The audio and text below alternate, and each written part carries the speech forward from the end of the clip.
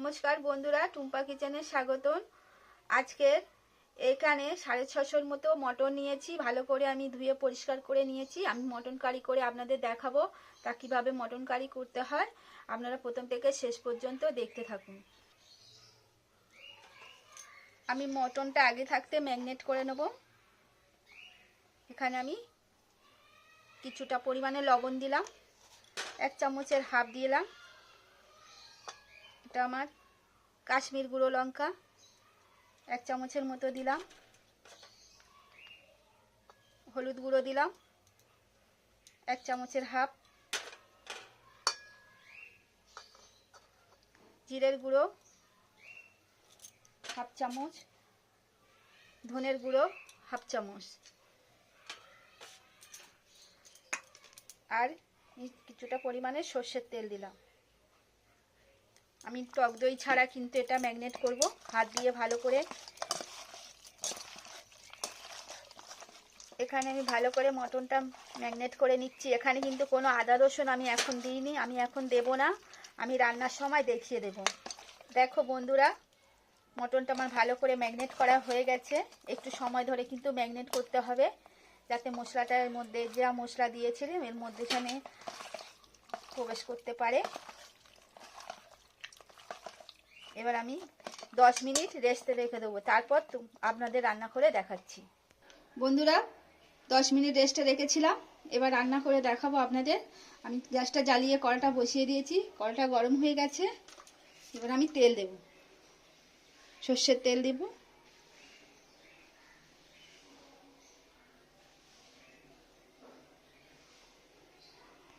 তেলটা গরম হয়ে গেছে। এবার এখানে আমি একটা বড় এলাচ দিলাম আর কিছুটা দারচিনি।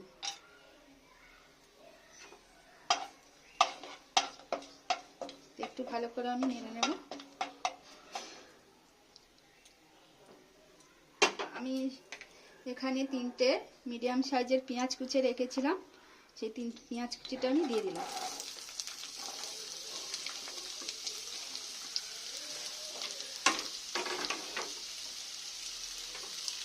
একটু ভালো করে পেঁয়াজটাকে লাল লাল করে নেব।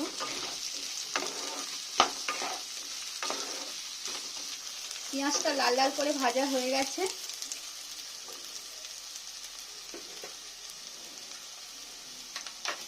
এখানে আমি রসুন বাটা দিলাম।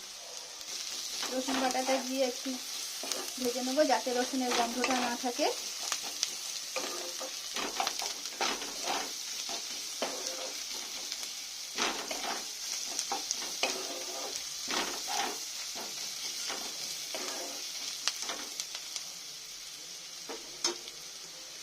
রসুনের গন্ধটা চলে গেছে। আমি 2 চামচের মতো আদা বাটা দিলাম, মানে বড় চামচটা বড় মাপটা সেই বুঝে দিলাম।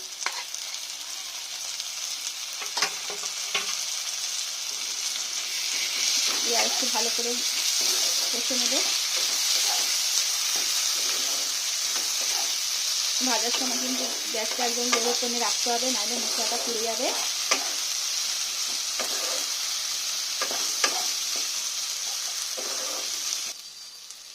আদাটা দিয়ে আমি ভালো করে একটু ভেজে ভেজে নিয়েছি, গন্ধটা ছেড়ে গেছে। এবার আমি এখানে কাশ্মীর গুঁড়ো লঙ্কা ব্যবহার করলাম 2 চামচের মতো।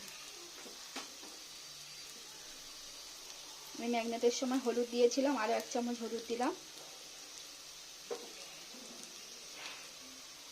1 চামচের মতো জিরের গুঁড়ো দিলাম।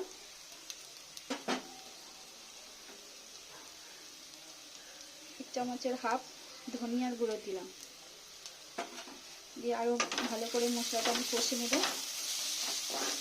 আর এখানে আমি কিন্তু গুঁড়ো ঝালের লঙ্কা ব্যবহার করিনি, কাঁচা লঙ্কাটাই দিলাম, বেটে রেখেছিলাম 8 ছেঁড়া করে, সেটাও দিয়ে দিলাম।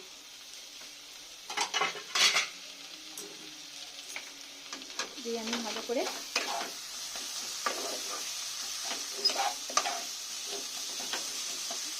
মশলাগুলো কষে নেব।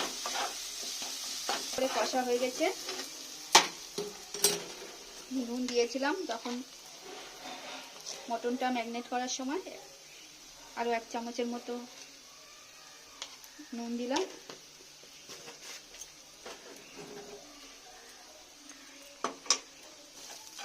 দিয়ে একটু নেড়ে দিলাম। যে মটনটা আমি ম্যারিনেট করে রেখেছিলাম সেটাকে দিয়ে দিলাম।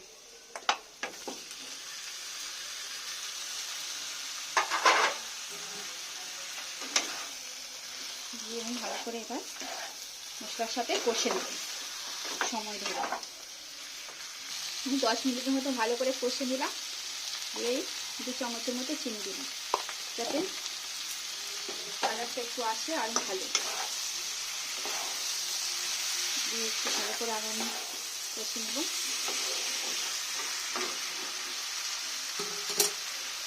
এখানে আমি কিছুটা পরিমাণে টক দই দিলাম।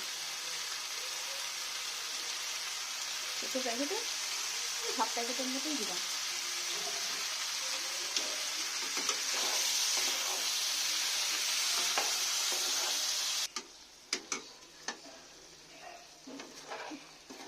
টক দইটা দেওয়ার পরে দেখো কতটা জল উঠে গেছে বন্ধুরা।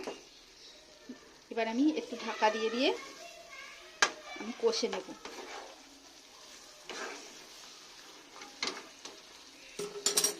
আমি 10 মিনিট ঢাকনা চাপা দিয়ে রাখলাম। 10 মিনিট বাদে ফিরে আসছি। 10 মিনিট হয়ে গেছে। 10 মিনিট বাদে ফিরে আসছি। ঢাকনাটা খুললাম।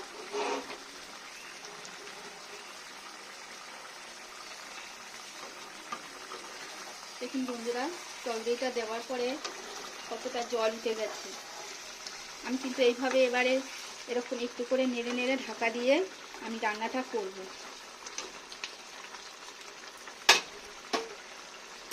আরও 10 মিনিট আমি ঢাকা দিয়ে রাখলাম, কারণ মটন আছে তো সিদ্ধ হতে দেরি হবে।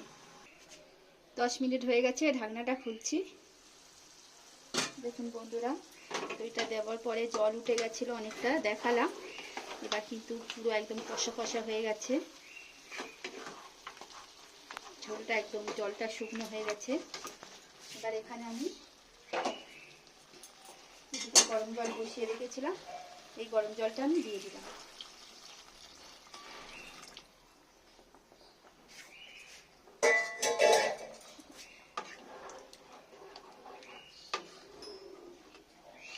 এই জলে কিন্তু আমার মটনটা সিদ্ধ হয়ে যাবে।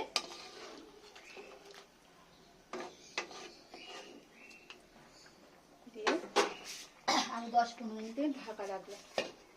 10-15 মিনিট বাদে ফিরে আসছি। বন্ধুরা 10-15 মিনিট রাখবো বলেছিলাম। এবার ঢাকাটা খুলছি। দেখো আমার মটন কারিটা কেমন লাগছে তোমরা দেখে বলবে। এবার আমি একটুখানি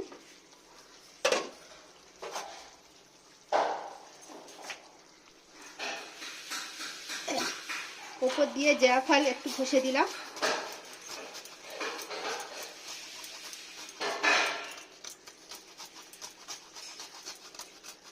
জায়ফলটা ঘষে দিলে খেতে খুব ভালো লাগে, তাই উপর দিয়ে একটু জায়ফল ঘষে দিলাম।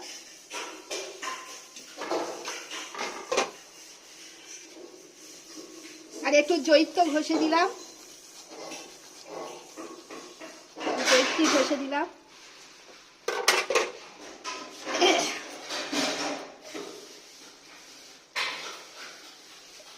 আমার মটন কারিটা প্রায় হয়ে এসছে। এবার উপর দিয়ে আমি একটু ঘি ছড়িয়ে দেবো।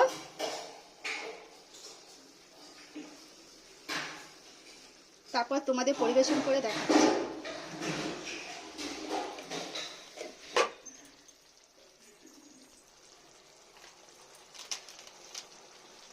বন্ধুরা এবার একটু উপর দিয়ে গরম মশলা দিলাম।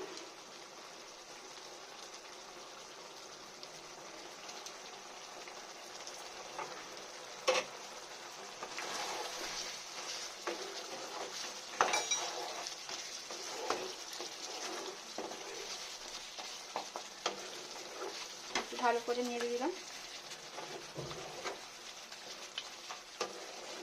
বন্ধুরা দেখতে পাচ্ছেন আমার মটন কারিটা কত সুন্দর হয়েছে। আপনারাও একবার এরকম আমার মতো বানিয়ে দেখবেন। যদি ভালো লাগে তাহলে আমাকে একটা লাইক কমেন্ট সাবস্ক্রাইব করে দেবেন। আর যারা ফেসবুক থেকে দেখছেন আমার পেজটা ফলো করে নিন। ইউটিউবে পাশে বেল আইকন আছে, ওখানে ক্লিক করে দিলে আমার প্রথম আপলোড করা ভিডিওগুলো আপনাদের সামনে পৌঁছে যাবে। আবারও নতুন রেসিপির সাথে দেখা হচ্ছে। Tata, bye bye.